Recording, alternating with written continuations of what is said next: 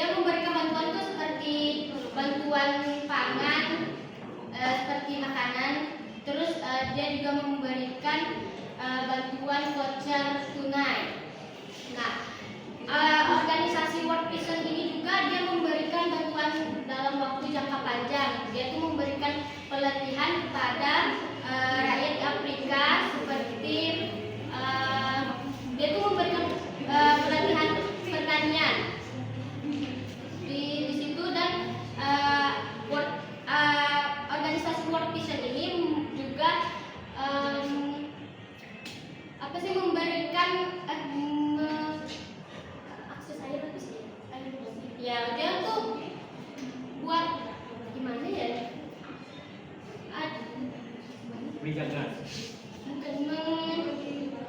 memberikan akses air bersih untuk dia sendiri, bukan dia sendiri, untuk masyarakat di situ, untuk dia minum dan untuk pertanian. Sekian presentasi dari kami. Apakah ada teman-teman yang ingin bertanya? Kami persilakan. Ya, Esther. Pertama saya Lalu dari kelompok 1 mau bertanya, di Indonesia kan mereka menjelaskan bahwa pemerintah itu memberikan subsidi terhadap masyarakat di menengah ke bawah untuk membantu kelaparan kan? Bukankah bantuan kelaparan pemberian subsidi itu bisa membuat kalangan menengah ke bawah itu makin malas bekerja karena mereka merasa kebutuhan mereka sudah dipenuhi oleh pemerintah? Gimana menurutnya? Izin menanggapi Esther. Kalau itu tergantung. Kalau di tempat saya, kalau yang dapat bantuan itu yang udah rentan-rentan gitu, yang seperti kakek-kakek dan nenek-nenek. Kalau usia segitu kan nggak produktif ya kerja. Seperti nenek saya itu udah umurnya kayak hampir setengah abad ya, udah berapa ya, dia tuh dapat bantuan ini subsidi yang uang sebesar 400.000 kalau nggak salah. Itu bantuan untuk mengatasi ini zero kelaparan, untuk kan dia kan nggak berproduksi lagi ya untuk bekerja. Dia tuh bisa bekerja, tapi nggak mungkin bisa untuk memenuhi kebutuhannya. Biasanya tuh dapat bantuan beras dan uang. Tapi setahu saya bantuan itu tidak hanya untuk orang yang udah rentan, tapi biasanya tuh untuk kalangan masyarakat menengah ke bawah. Maksudnya bisa dibilang tuh mereka tuh misalnya ya nikahkan, mereka tuh punya anak juga berdua dan usia orang tua itu masih bisa, dan usia mereka tuh masih produktif mencari kerja. Izin menanggapi ya, itu kayaknya salah sasaran sih.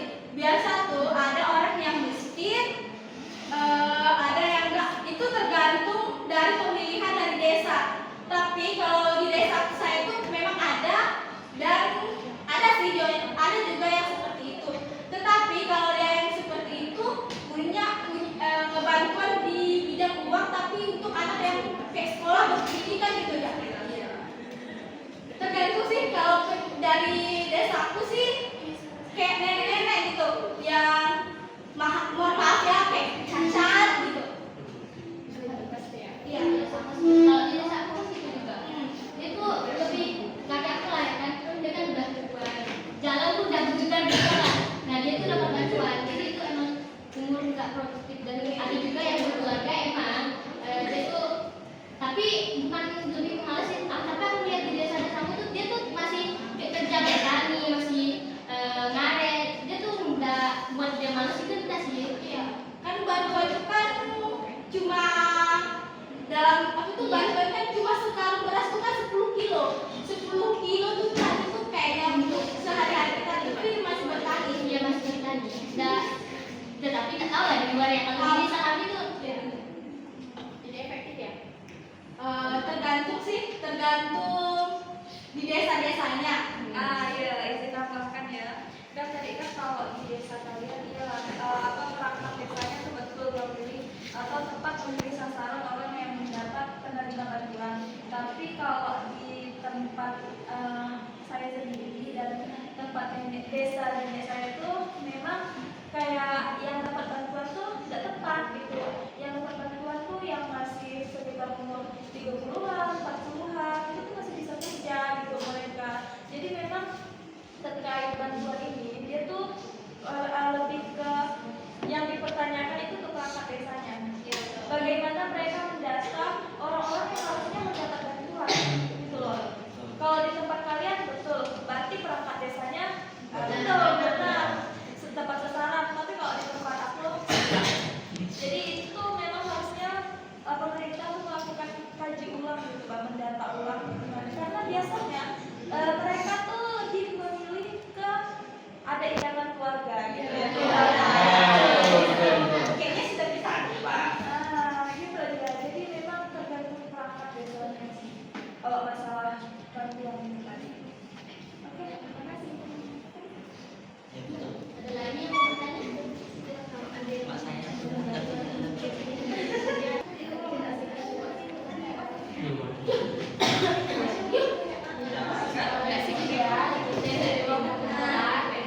Jadi kan sekarang ini program pemerintah yang sedang dibicarakan itu MPJ bahkan begitu gratis. Nah, menurut kalian adalah apakah program ini tuh mendukung SDGs nomor 2 ini, dan kalau mendukung itu seperti apa? Alasannya kenapa mendukung lah? Apakah dana pakai itu efektif gitu untuk jangka panjang? Karena kan banyak pro kontra ya di sosial media juga, karena banyak kayak yang kemarin dibahas di kelompoknya Yanti kalau nggak salah, program dan anggaran yang seharusnya dialokasikan untuk ke IKN itu dipangkas untuk ini untuk program ini. Nah, apakah itu program yang efektif gitu lah? Gimana lah menurut kalian?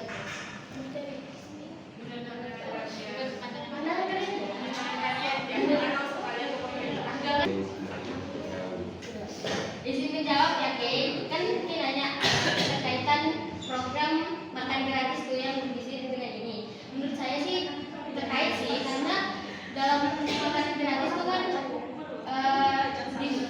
memenuhi nutrisi. Dia dikasih ada ayam, ada sayurnya, ada susunya, dan ada nasi. Menurut saya itu saya. Dan masalah yang jangka panjangnya itu efektif enggak untuk jangka panjang? Menurut saya sih enggak sih, karena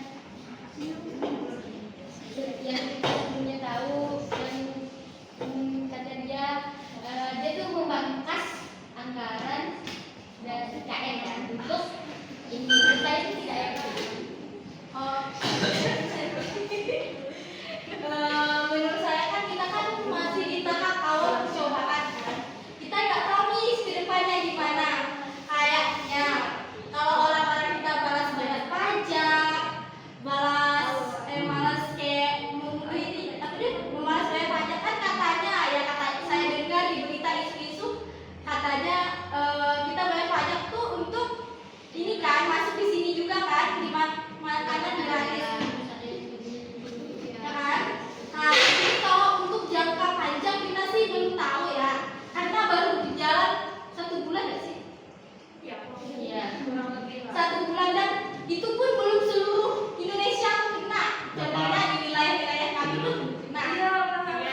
Belum kan? Ini tapi kalau kayak di wilayah yang di timur kan udah kan? Itu kayaknya cukup membantu sih. Iya, kan berarti kalau untuk jangka panjang kan masih belum tahu nih apakah efektif atau enggak. Tapi di jangka pendek yang sekarang ini aja udah banyak pro kontranya tuh, salah satunya dari LPG. Karena makan siang gratis ini kan banyak tuh dana.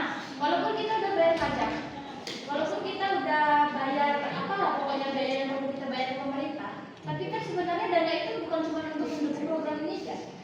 Bisa untuk pembangunan negara kayak jalan misalnya, balik lagi pembangunan pendidikan misalnya. Jadi tuh pajak tuh sebenarnya gimana ya? Apakah tepat kalau misalnya itu tuh semuanya dialokasikan hanya untuk program ini ya? Dan sekarang ya, walaupun belum merata ya sama persebaran makan siang gratis itu, udah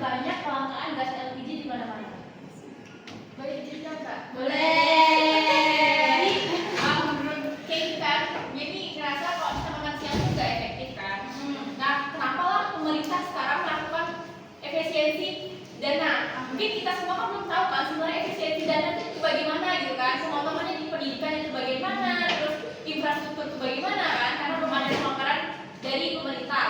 Mungkin untuk masyarakat yang pro dan kontra, itu mungkin yang kontra itu merasa kalau negara kita tuh belum cukup mampu untuk melakukan makan siang gratis, karena dari kita tahu sendiri ya, warga negara Indonesia tuh kan belum sadar diri akan pajak. Terus ditambah lagi sama PPN dan PPH kita kan makin naik. Terus ditambah lagi katanya subsidi itu mau dihapuskan. Makanya banyak masyarakat yang merasa itu kontra. Terus yang pro, mungkin yang pro itu ya termasuk orang gitu yang lain gitu kan, itu merasa memang kepintaran SDM di negara Indonesia ataupun suatu negara tuh bermula dari makanan, karena memang orang yang punya gizi yang seimbang terus makanan yang cukup tuh mungkin dia lebih paham, lebih pintar ataupun SDM-nya lebih tinggi. Mungkin itu sih gimana kayaknya.